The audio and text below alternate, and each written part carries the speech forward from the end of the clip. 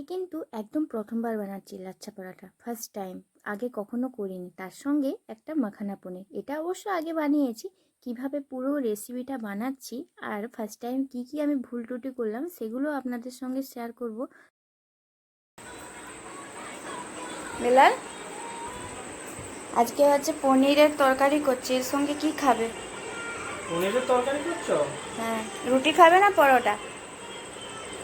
লাচ্ছা পরোটা করো। কিন্তু আমি তো কখনো করিনি। করো না, হবে, ট্রাই চেষ্টা করে। করো। খারাপ হলে কিন্তু আমার কোনো দোষ নয়। ঠিক আছে, কোনো অসুবিধা নেই।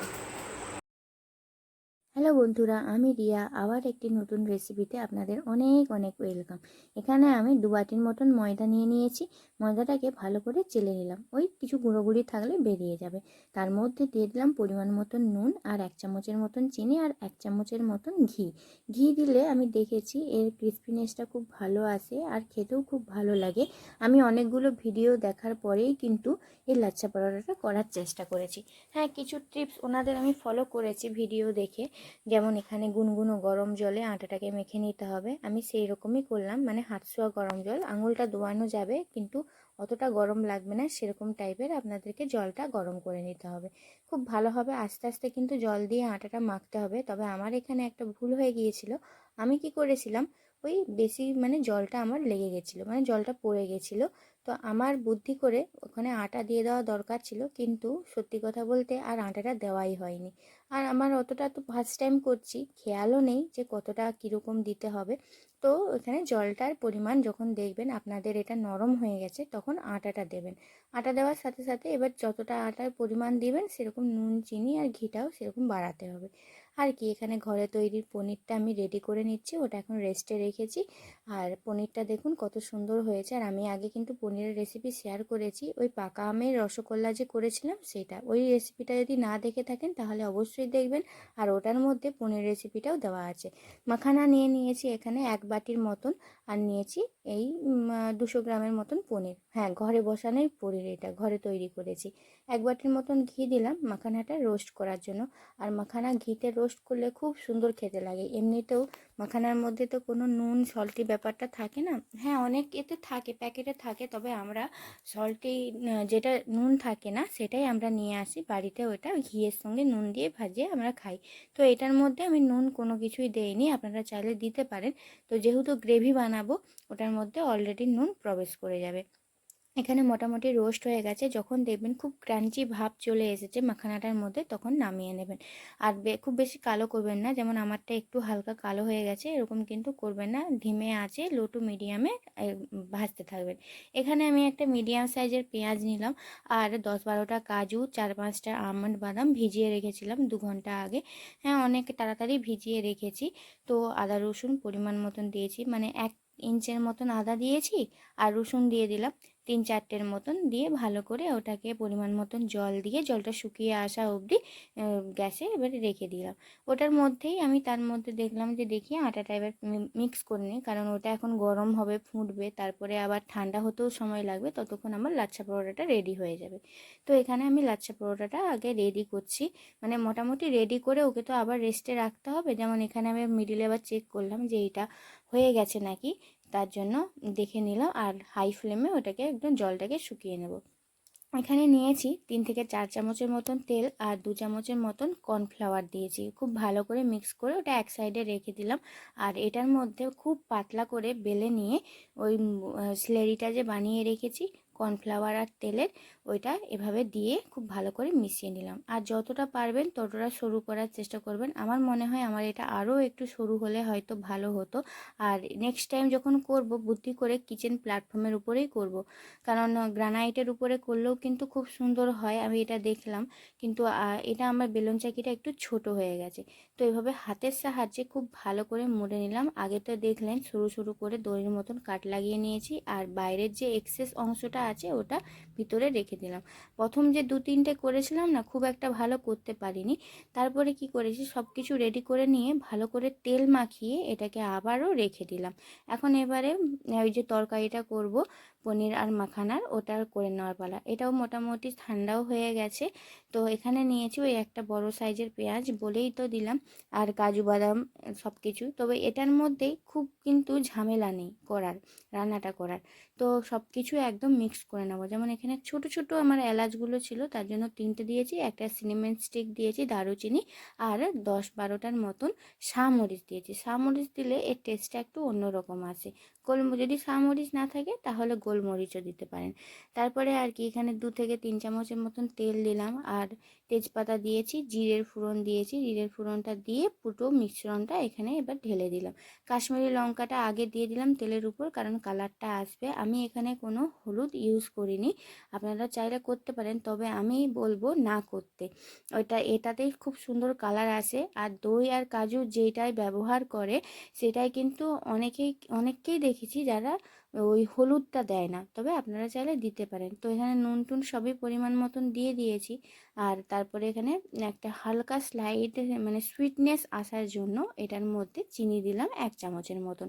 মোটামুটি গ্রেভিটা দেখুন কত সুন্দর একদম রেডি হয়ে গেছে।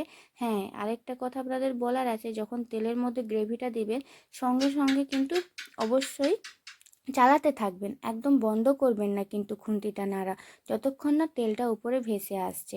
কারণ আমরা এখানে কাজু বাদাম ইউজ করেছি, আমন্ড বাদাম ইউজ করেছি, আবার দইও ইউজ করেছি। এগুলোকে যদি চালানো ছেড়ে দেন, খুন্তি নাড়া বন্ধ করে দেন, তাহলে কিন্তু লেগে যেতে পারে। তারপরে গ্রেভিটা যখন হয়ে গেল পনিরটা দিয়ে দিলাম। আমি আজকে তবে টাটকা পনির তো একদমই ভাজিনি, আজকেই করেছিলাম। যদি অন্য দিনের পনির থাকে কিংবা বাইরে থেকে কিনে এনেছেন, অবশ্যই কিন্তু পনিরটাকে ভেজে হালকা গুনগুনো গরম জলে নুন দিয়ে 2 চিমটির মতন রেখে দিবেন, তাতেও কিন্তু খুব সুন্দর সফট হয়। ওই সফটনেস থাকার জন্য আমি পনিরটা ভাজিনি। তারপর মাখানাটা দিয়ে দিলাম, আরও 2 মিনিট ফুটিয়ে নামিয়ে নিলাম। খুব সুন্দর টেস্ট লাগে। আর কসুরি মেথি থাকলে অবশ্যই দেবেন। আমার বাড়িতে ছিল কসুরি মেথি, কিন্তু আমি ভুলে গেছি দিতে রোস্ট করার পরেও, আপনারা কিন্তু অবশ্যই মনে করে দেবেন। তো এখানে আমি খুবই আলতো হাতে লাচ্ছা পরোটাগুলোকে বেলে নিচ্ছি। আর একদম আলতো হাতে বেলবেন। তবে আমার তো ফার্স্ট টাইম, অনেকে দেখেছি হাত দিয়েই বেলে দেয়, খুব সুন্দর লাগে, হাত দিয়ে বেলে একদম বড় করে লম্বা করে নেয়। তো আমি ফার্স্ট টাইম করেছি বলে করতে পারলাম না, সত্যি কথা বলতে। চেষ্টা করেছি কিন্তু একবার দুবার, ওই একটা দুটো করে দেখেছি যে করতে পারি কি পারি না। এগুলো তো একটু চেষ্টা করা দরকার আছে, যেহেতু রান্না আমি খুবই ভালোবাসি করতে, আর খাওয়াতেও খুবই ভালোবাসি, আর নতুনত্ব রান্না ট্রাই করতে তো আমার খুবই ভালো লাগে। আর এখানটায় দিয়ে দিলাম লাচ্ছা পরোটা। লাচ্ছা পরোটাটাকে দিয়ে ভালোভাবে এপিট ওপিট করে এমনি তেল না দিয়ে ভেজে নিয়েছি। তারপরে শুকনো খোলায় আবার তেল দিয়েছি। তেলটা এবার দিলাম 2 থেকে 3 চামচের মতন তেল দিয়েছি। ডুবো তেলেও ভাজা যেতে পারে, ডুবো তেল বলতে খুব ডুবো তেলও নয়, মোটামুটি মানে নিচেটা তেল তেলে থাকবে এরকম। তো হাত দিয়ে এখানে করার চেষ্টা করছি, জানেন যে আমি করতে পারি নাকি হাত দিয়ে। তো চেষ্টা তো করার পরে সত্যি কথা বলতে এই যে লাচ্ছা পরোটাটা করলাম না হাত দিয়ে, খুব সুন্দর লেয়ারগুলো খুলে এসেছে। আর যদি বেলন চাকির দ্বারা আপনি বেলেন, তখন কিন্তু লেয়ারগুলো অতটা ভালো আসে না। দেখতে পাচ্ছেন কত সুন্দর লেয়ার এসেছে। এটা কিন্তু আমার হাতে করা লাচ্ছা, মানে হাত দিয়ে আমি বেলেছি, খুব সুন্দর হয়। তো অবশ্যই আপনারা বলবেন কেমন হয়েছিল আজকের রেসিপিটা, আর জানাতে ভুলবেন না। কেমন কিছু অসুবিধে থাকলে কিংবা কোনো কিছু বুঝতে অসুবিধে থাকলে সেটাও আমাকে বলতে পারেন। তো আমি তো ফার্স্ট টাইম, আর নতুন যেহেতু, আর এই প্ল্যাটফর্মেও আমি নতুন, সব কিছু রান্না বান্না সব নতুন নতুন দেখাচ্ছি।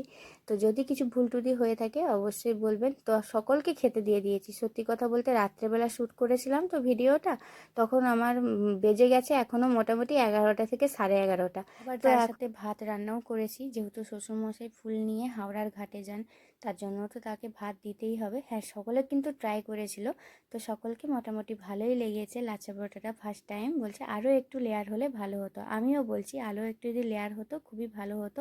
এবারে কি করব, লাচ্ছা পরোটাগুলোকে এক জায়গায় জয়েন্ট করে, যেমন পিটাই পরোটা হয় না, পিটাই পরোটাকে যেমন খুব জোরে জোরে মারা হয় সেরকম কিন্তু মারতে হবে।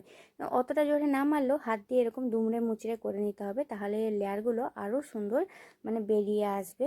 যেমন এখানে আপনারা দেখতেই পাচ্ছেন যে কত সুন্দর লেয়ারটা আমার বেরিয়ে এসেছে ওই মারার পরে। তো অবশ্যই একে মারবেন, ঠিক আছে? ও কিন্তু রাগ করবে না মারলে, অবশ্যই কিন্তু মারবেন, হ্যাঁ? তো মেরেই কিন্তু খাবেন।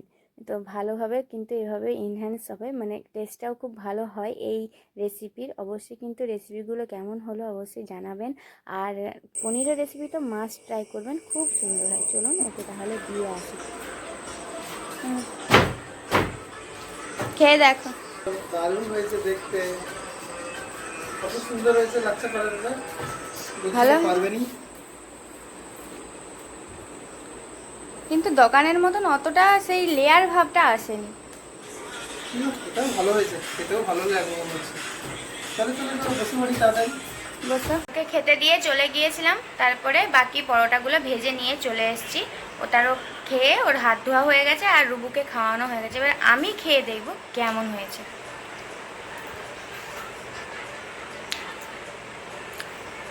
সত্যি রিভিউ দিব, একদম মিথ্যে কথা একদমই বলবো না। লেয়ারটা মোটামুটি করতে পেরেছি, কিন্তু এর লেয়ারটা আরও হচ্ছে সুন্দর হয়। আমরা যখন বাইরে খাই লাচ্ছা পরোটা, কত সুন্দর লেয়ার থাকে তার এক্সপিরিয়েন্সের উপর। ফার্স্ট টাইম ট্রাই করলাম, আপনারাও জানাবেন যদি কিছু ভুল ত্রুটি হয়ে থাকে মাফ করবেন। তবে এই যে পনিরের রেসিপিটা বানিয়েছি, এই পনিরের রেসিপিটা অবশ্যই ট্রাই করবেন। যে যে মশলাগুলো দিলাম অসাধারণ টেস্ট হয়, আর সেম টু সেমভাবে বানাবেন। আমি বলছি আপনারা নিরাশ হবেন না। আমি পনির খুব ভালোবাসি, এই জন্য পনির রান্না করতেও আমি খুব ভালোবাসি আর করতেও পারি। তো আজকে পনির রেসিপিটাও কেমন হয়েছে সেটাও কিন্তু জানাতে ভুলবেন না। তাহলে আসছি নেক্সট ভিডিওতে। ভালো থাকবেন, সুস্থ থাকবেন, টাটা। আমি রিয়া, আবার আপনাদের সঙ্গে দেখা করব।